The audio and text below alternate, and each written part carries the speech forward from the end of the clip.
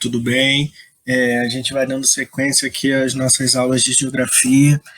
Hoje a gente começa uma matéria nova, é um tema bastante importante, típico aí das provas de vestibular.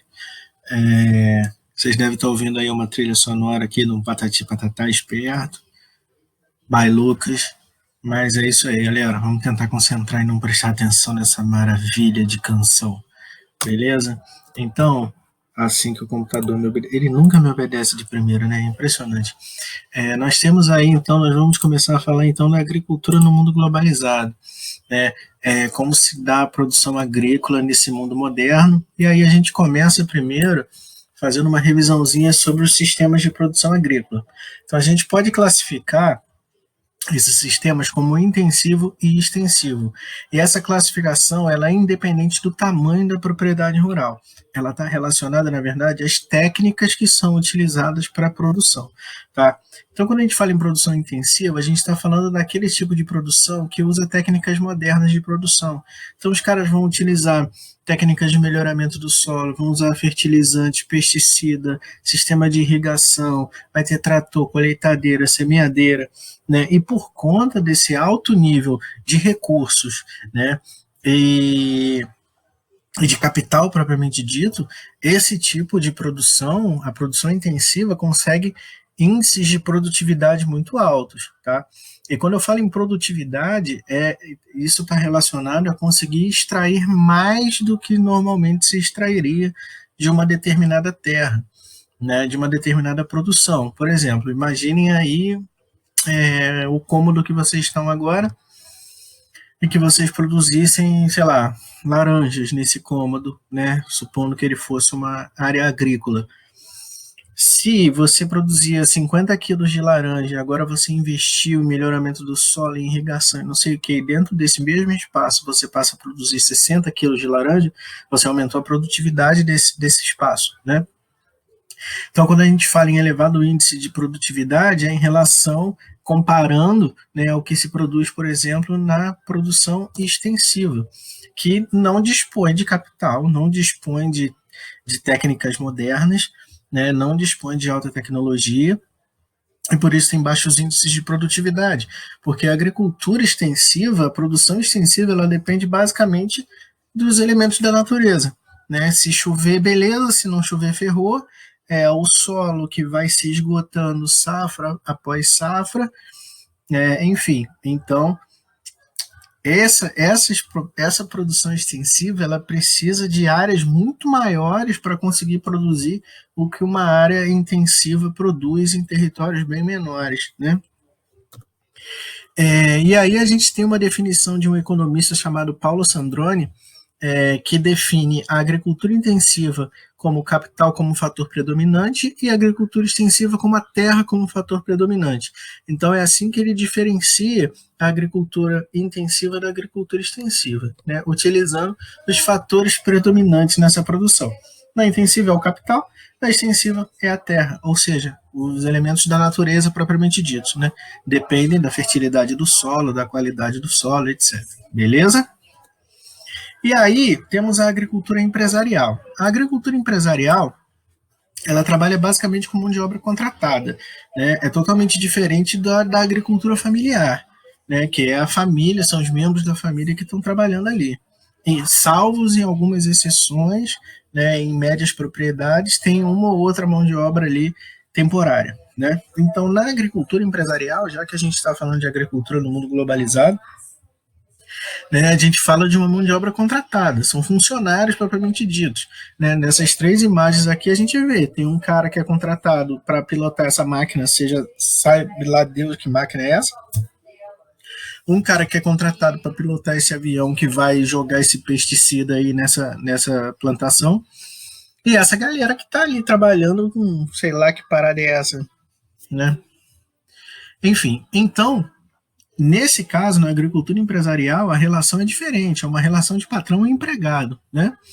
E por conta desse alto investimento, por conta desse capital disponível, a produtividade vai ser alta pra caramba, né? E aí, quando a gente considera todas as atividades que são integradas, né, a essa atividade, seja ela industrial, seja ela de serviço, a gente chama isso de cadeia produtiva. né? E aí nós temos os efeitos que a gente chama de amontante e ajusante, que é o que vem antes e o que vem depois. Então, por exemplo, se você tem uma grande produção de soja, o que vem antes disso, né? Vai vir a fábrica de máquina, vai vir a fábrica do fertilizante, é, o, o, o, o sistema de engenharia de irrigação, e lá na frente vai ter o empacotamento, é, a distribuição, o armazenamento, etc. Né? Então, você tem ali a tua produção e tem efeitos que vêm atrás dela e que vêm à frente dela, né? A montante e jusante.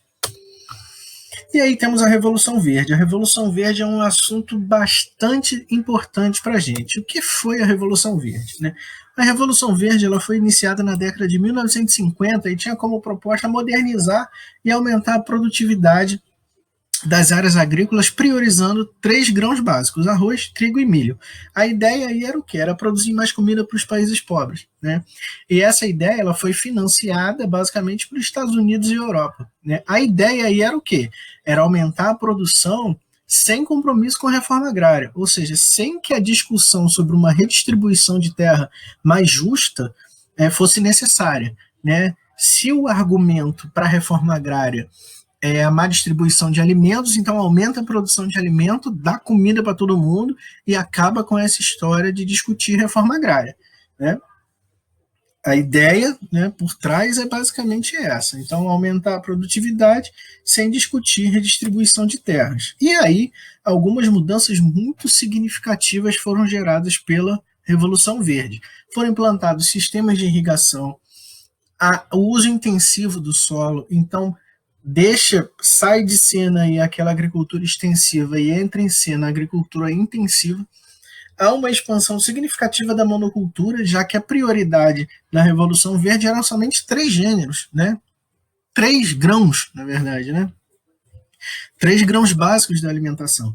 Então você tem um aumento da monocultura e uma maior mecanização. Essa maior mecanização vai representar, de maneira direta ou indireta, um menor emprego de mão de obra no campo, né?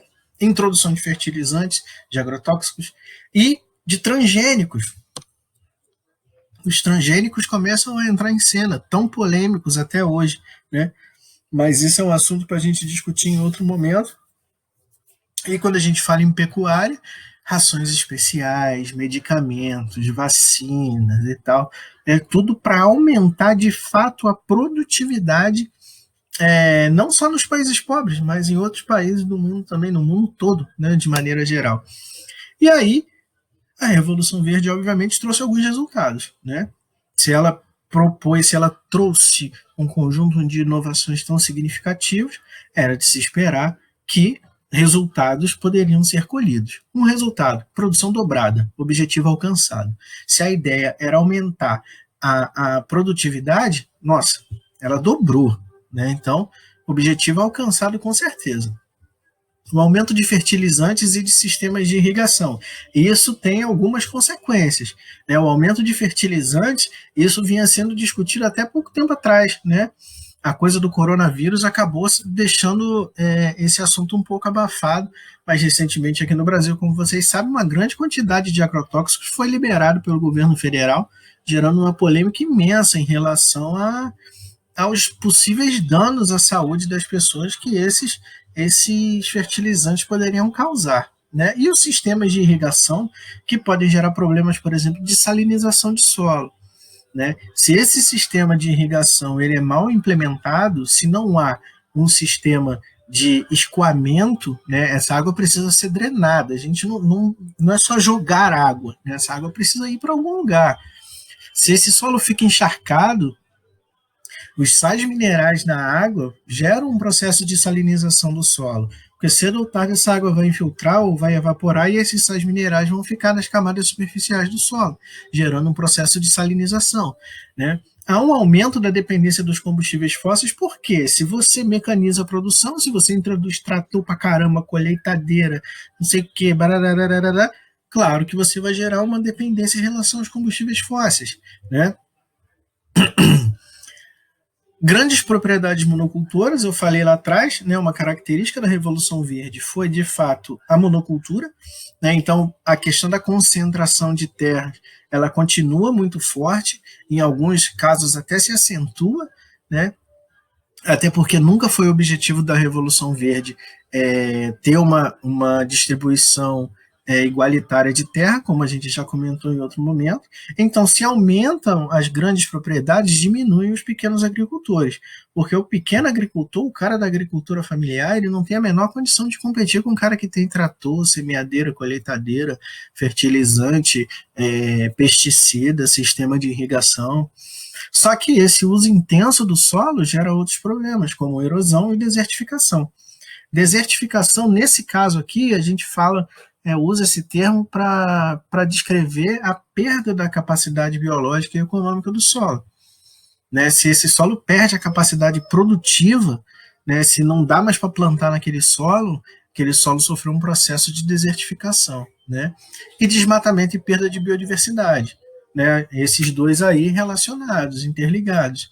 Né? Porque se você expande as áreas agricultáveis, necessariamente isso vai ser às custas de desmatamento de vegetação natural, ok? Galera, era basicamente isso que eu queria falar com vocês sobre a agricultura no mundo globalizado. Espero que tenha sido claro e proveitoso para vocês, tá? Qualquer dúvida, deixa um comentário, manda mensagem, estamos aqui à disposição para ajudá-los, tá bom? Beijo forte no coração e espero poder vê-los em breve. Tchau, tchau.